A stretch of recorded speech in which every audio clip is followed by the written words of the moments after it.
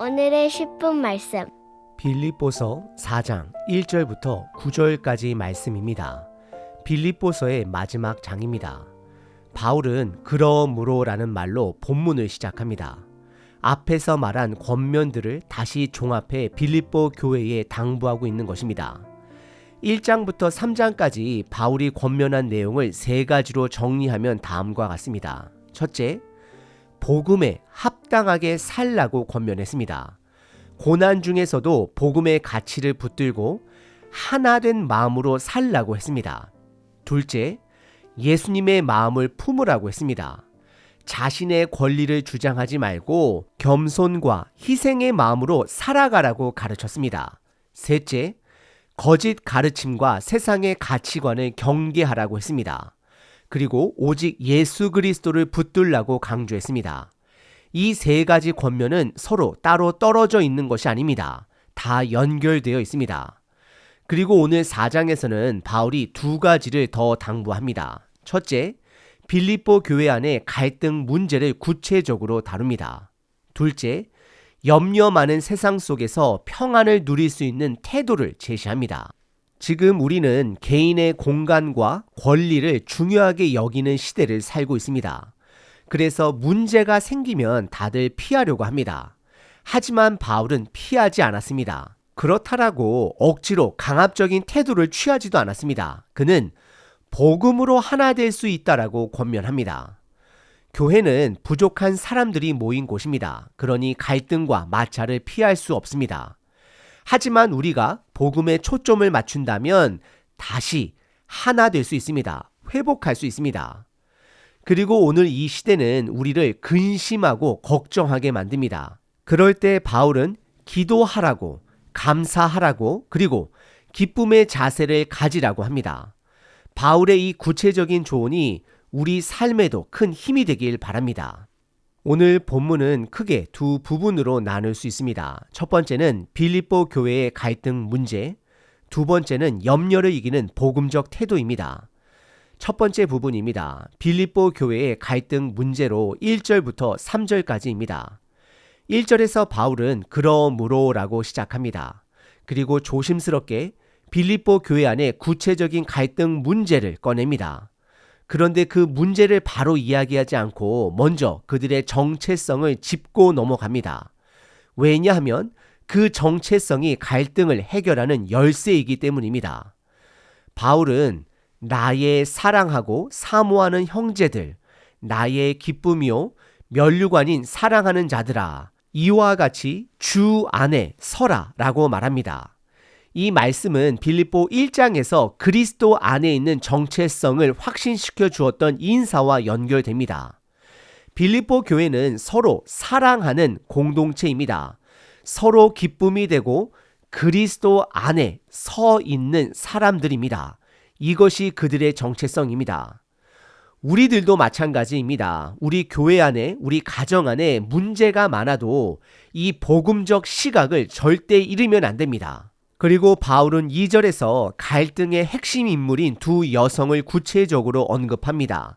유오디아와 순두계입니다. 바울은 내가 유오디아를 권하고 순두계를 권하노니 라고 말합니다.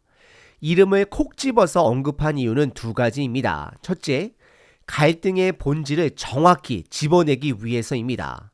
둘째, 바울이 이 두 사람을 신뢰하고 가치 있게 여긴다라는 것을 보여주기 위해서입니다. 바울은 두 여인에게 같은, 즉 한 마음을 품으라고 권합니다. 그리고 3절에서 이름을 알 수 없는 중재자가 등장합니다. 그 사람이 누군지는 정확히 알 수 없습니다.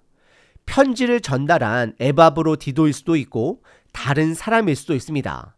바울은 그 중재자를 복음의 일을 함께한 자, 즉 나와 멍에를 같이 한 자다라고 표현합니다.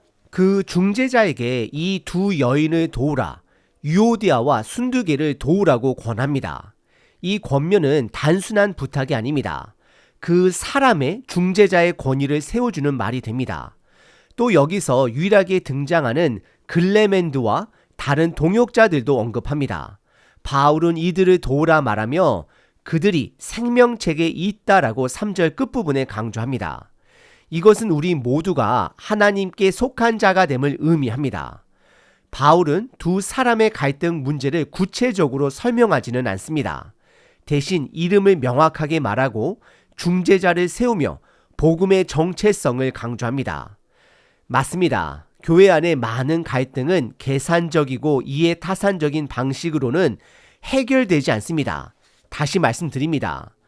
교회 안의 많은 갈등은 누가 맞고 틀리는 방식으로 해결되지 않습니다. 오직 복음의 관점으로 우리가 누구인지, 무엇을 위해 부르심을 받았는지 기억할 때 다시 하나 될 수 있습니다. 그리고 회복이 가능합니다. 두 번째 본문은 세상의 염려를 이기는 복음적 태도를 제시합니다. 4절부터 9절까지입니다. 먼저 4절에서 바울은 빌립보서의 큰 주제를 선언합니다. 바로 주 안에서 항상 기뻐하라. 내가 다시 말하노니 기뻐하라는 말씀입니다. 여기서 두 단어를 집중해 봐야 합니다. 첫 번째는 주 안에서입니다. 주님의 주권을 신뢰할 때. 둘째, 우리는 기뻐할 수 있습니다. 그래서 5절에서 바울은 이렇게 고백합니다.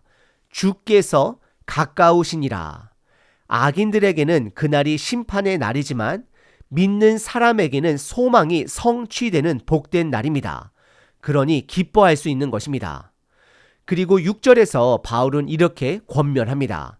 아무것도 염려하지 말고. 여기서 바울은 염려 자체가 나쁘다라고 말하지는 않습니다. 다만 염려에만 머물면 죽은 삶이 된다라는 것입니다. 우리는 염려하기 때문에 준비할 수 있고 일할 수 있습니다. 하지만 바울은 다른 태도를 말합니다.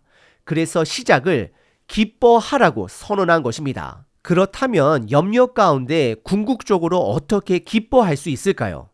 바울은 세 가지 태도를 가르칩니다. 첫째, 모든 일에 기도하라는 것입니다. 기도가 많아지면 염려는 줄어듭니다. 반대로 기도가 사라지면 염려가 커집니다. 다시 말씀드립니다. 기도가 많아지면 염려는 줄어듭니다. 반대로 기도가 사라지면 염려가 커집니다. 기도는 하나님의 시각을, 하나님의 마음을 갖는 것입니다. 하나님의 시각으로 충만해질 때 세상의 염려는 하나님의 주권을 신뢰함으로 변하게 됩니다. 여러분, 요즘 염려가 많아지셨나요? 그렇다면 기도하시길 바랍니다. 염려는 기도하라는 하나님의 사인이 되는 것입니다. 둘째, 감사함으로 하나님께 아뢰라는 것입니다. 감사도 하나님의 주권을 신뢰해야 가능합니다. 우리는 우리만의 방법, 우리들만의 시간에 맞추고 싶어 합니다. 하지만 하나님은 그분의 방법, 그분의 시간으로 일하십니다. 그 주권을 믿을 때 감사할 수 있습니다. 그리고 마지막 세 번째는 기뻐하라는 것입니다. 염려가 아니라 기뻐하는 것입니다. 그리고 7절에서 바울은 이렇게 말합니다. 그리하면 모든 지각에 뛰어난 하나님의 평강이 그리스도 예수 안에서 너희 마음과 생각을 지키시리라. 기도와 감사로 하나님께 나아갈 때 예수 그리스도의 평강이 우리의 마음을, 생각을 지켜주십니다. 여기서 하나님의 평강은 기뻐하라라는 명령과 연결됩니다. 바울이 반복해서 기뻐하라고 말한 이유는 바로 이 평강을 회복하라는 것입니다. 그리고 8절에서 바울은 끝으로라고 말하며 생각해야 할 것들을 나열합니다. 총 8가지입니다. 첫째, 참된 것, 진리와 거짓을 분별하라는 것입니다. 둘째, 경건한 것, 하나님을 향한 올바른 태도, 경외심을 가지라는 것입니다. 셋째, 옳은 것, 편법이 아니라 공의롭고 정당한 것을 붙들라라는 것입니다. 넷째, 정결한 것, 깨끗하고 순수한 것을 생각하라는 것입니다. 다섯째, 사랑받을 만한 것. 여섯째, 칭찬받을 만한 것, 즉 모범이 되는 것을 말합니다. 일곱째, 무슨 덕이 있든지. 여덟 번째, 무슨 기림이 있든지, 즉 칭찬받을 만한 것을 생각하라는 것입니다. 결국 바울은 말합니다. 세상의 염려를 묵상하지 말고 하나님의 가치를 생각하라는 것입니다. 참되고 선하고 아름다운 것을 마음에 품으라는 것입니다. 바로 예수 그리스도의 마음이 되는 것입니다. 그리고 9절에서 바울은 적극적으로 권면합니다.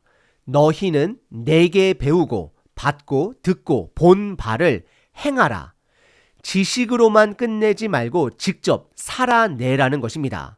그리하면 평강의 하나님이 너희와 함께 하실 것이다 라고 말하고 있습니다. 오늘 본문에서 바울은 빌립보 교회 안에 갈등 문제를 드러냈습니다. 하지만 강압적으로 하지 않았습니다. 끝까지 그들을 신뢰했습니다. 왜냐하면 그들이 그리스도 안에 서 있기 때문입니다. 그리스도 안에 서 있다라는 것은 각자가 문화와 가치관이 달라도 복음으로 하나 될 수 있다라는 것입니다. 이게 바로 복음의 능력입니다.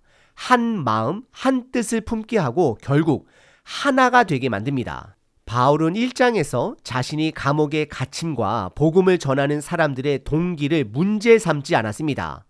오히려 어떤 방법으로 전하든 복음이 전파된다면 기뻐한다라고 했습니다. 이것이 바로 복음 안에서 하나 되는 그의 태도가 되는 것입니다. 그리고 오늘 본문에서는 세상의 염려 속에 머물지 말라라고 말합니다. 대신 기도하고 감사하며 기뻐하라고 권면합니다. 염려는 부정적인 것만 있는 것은 아닙니다. 염려는 우리로 하여금 일하게 하고 준비하게 만듭니다. 그리고 염려는 기도하고 감사해야 하는 신호가 됩니다. 우리가 기도하고 감사할 때 하나님의 시각으로 염려를 바라볼 수 있게 됩니다. 그때 우리는 염려 속에서도 기뻐할 수 있습니다. 그리고 그 기쁨은 결국 평안을 가져옵니다. 오늘 하루 염려가 찾아올 때마다 기도하십시오. 감사하십시오. 그리고 그때마다 주 안에서 주시는 평안을 누리시며 기쁨으로 살아내시는 하루가 되시길 바랍니다. 복음을 주신 하나님을 찬양합니다. 우리 가정 안에 그리고 교회 안에 항상 갈등이 있습니다. 하나님, 복음의 시각으로 하나 되게 하소서. 예수 그리스도의 마음을 품음으로 우리 각 사람을 통해 일하시는 하나님을 보게 하시고 인정하게 하소서.